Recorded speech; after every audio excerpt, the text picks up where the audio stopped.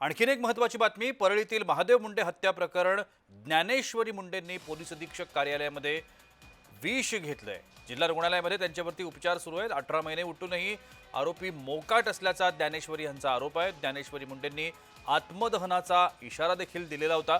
बीडच्या परळीतील व्यापारी महादेव मुंडे यांच्या निर्घृण खुनाला आता जवळजवळ 18 महिने उलटलेत, पण आरोपी अजूनही मोकाटच आहेत।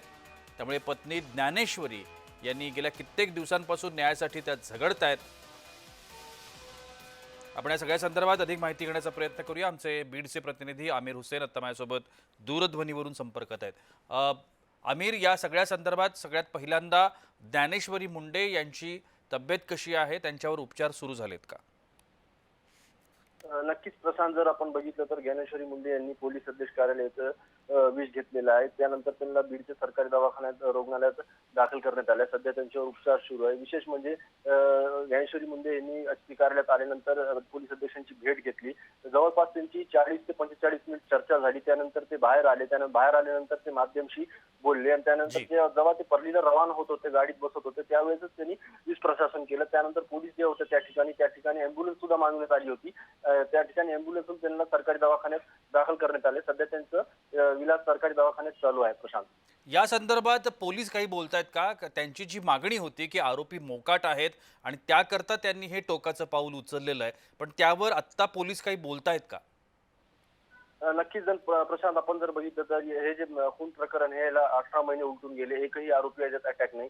अनेक महिन्यापासून ज्ञानेश्वरी मुंडे मागणी करतात की जे काय कारवाई आहे ते करा। अजून सुद्धा त्यांच्या हातात काही आलेलं नाही। ते कारवाईला काय पुढे जाता बघता नाहीत। अनेक वेळेस त्यांनी एसपी ऑफिस चक्रा मारली, अनेक निवेदन दिलेत, कलेक्टरांना निवेदन दिले, पण ह्याच्यावर काही ठोस काही त्यांना उत्तर देत येत नव्हतं। म्हणून त्यांनी शेवटी 8 दिवसापूर्वी येऊन बीडचे पोलीस अधीक्षकांना भेटलं होतं की मला या 8 दिवसात तुम्ही काय तर रिपोर्ट द्या, नाहीतर मी आत्मदान करा असा इशारा दिला होता। त्यानंतर आज सकाळी ते आल्या, पण सकाळी आल्यानंतर त्यांनी त्यांच्या पशी पेट्रोलची बॉटल होती, ते खाली पडून गेली। ते आत्मदान करता आलं नाही। पोलिसांनी तिथं सतर्कता बाळगली होती। त्यानंतर ते पोलीस अधीक्षकांना भेटले, 40 मिनिटं त्यांची चर्चा झाली। त्यानंतर ते बाहेर आले, माध्यमशी बोलले।